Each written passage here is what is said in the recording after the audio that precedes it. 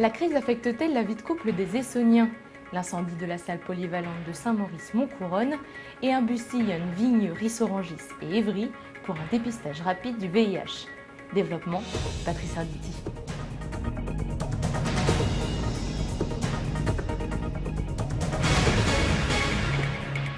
Bonsoir, et c'est par un incendie que nous allons commencer. Des sinistres récents dans des gymnases ont pu faire penser quelques instants que la destruction de la salle polyvalente de Saint-Maurice-Montcouronne était criminelle. En fait, c'est probablement un feu de poubelle qui en est à l'origine. Le gymnase sera indisponible pour au moins tout l'été, voire jusque la fin de l'année. 200 enfants qui devaient l'utiliser pour y faire de la gymnastique et de l'aïkido avec des associations se retrouvent ainsi privés de ces activités. Puis il y a également les couples qui avaient prévu de se marier sur place. On pense que ce sont des gestes, je ne sais même pas si c'est c'est inconscient. Je ne suis pas sûre que ça soit volontaire, mais à mon avis, c'est vraiment de l'inconscience pure.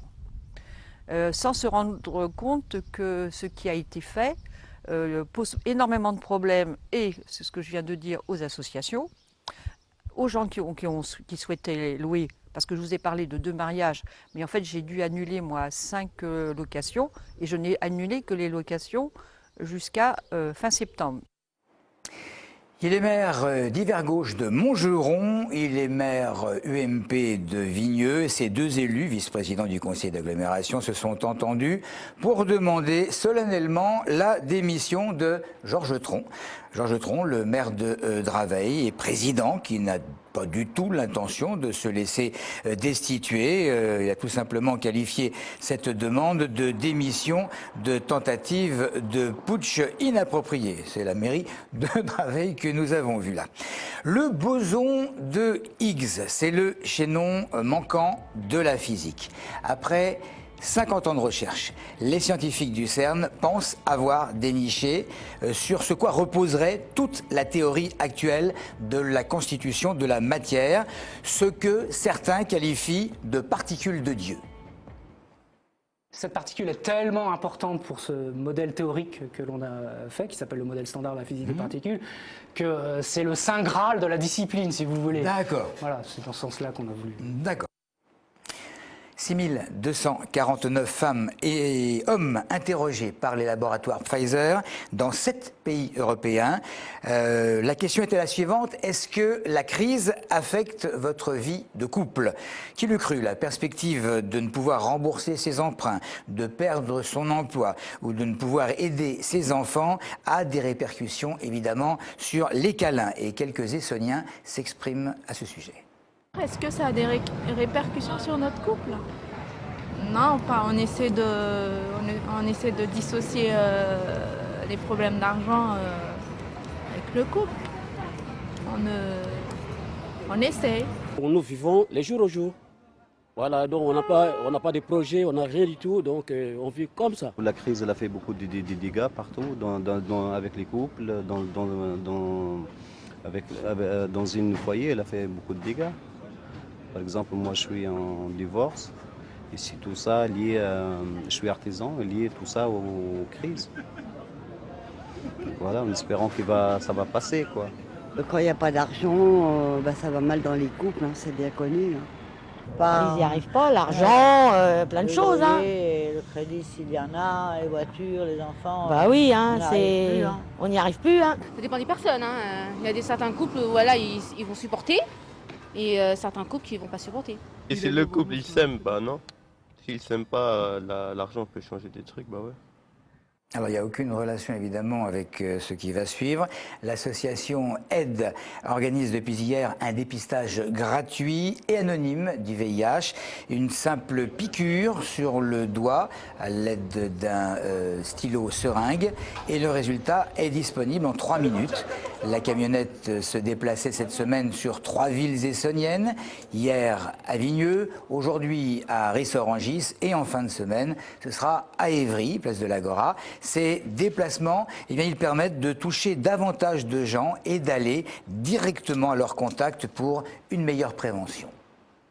Ce dépistage est non médicalisé, c'est-à-dire que nous ne sommes pas médecins, nous ne sommes pas infirmiers, mais nous sommes formés pour proposer le dépistage rapide.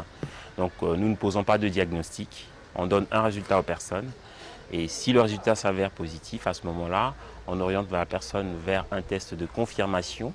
Donc ça peut être à l'hôpital, ça peut être dans un centre de dépistage anonyme et gratuit pour faire un test de contrôle et voir si réellement le résultat est celui-là. Après, si ça est confirmé, la personne peut entrer dans un processus de prise en charge médicale. Nous allons terminer avec le Val d'Hier toute cette semaine. L'agglomération du Val d'Hier organisée avec les 6 services jeunesse et l'association Val d'Hier Prévention, le fameux Raid Fil Vert.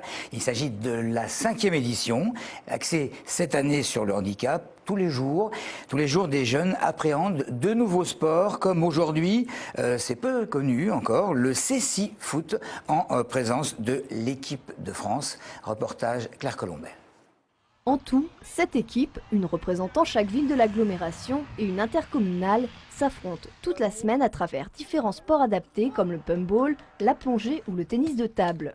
Le but de l'opération, créer du lien entre les jeunes des différentes municipalités. L'esprit au départ, c'était simplement que les élèves de collège qui ne participent pas au brevet des collèges puissent être occupés la semaine du brevet des collèges.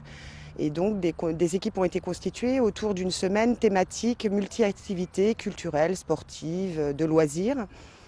Et progressivement, on s'est dit qu'en plus, ce serait bien en plus d'y introduire un thème, une thématique, un fil rouge dans le fil vert. Aujourd'hui, ces 56 ados découvraient le Céci Foot, c'est-à-dire le foot pour les aveugles, en présence de l'équipe de France. À travers différents ateliers, chaque jeune s'est initié à ce sport adapté qui se joue normalement sur un terrain de hand à 5 contre 5 et 2 fois 25 minutes. Quand on est non-voyant, on joue au foot avec un ballon sonore, donc avec des grelots à l'intérieur du ballon. Ensuite, il y a un guide derrière chaque but qui indique justement où se trouve le but où on doit marquer. Il y a les coachs sur les côtés. Et puis il y a ce qu'on appelle le volley, qui est une technique de signalement quand on n'a pas le ballon, pour indiquer au joueur qui a le ballon où est-ce qu'on se situe quand on défend en fait.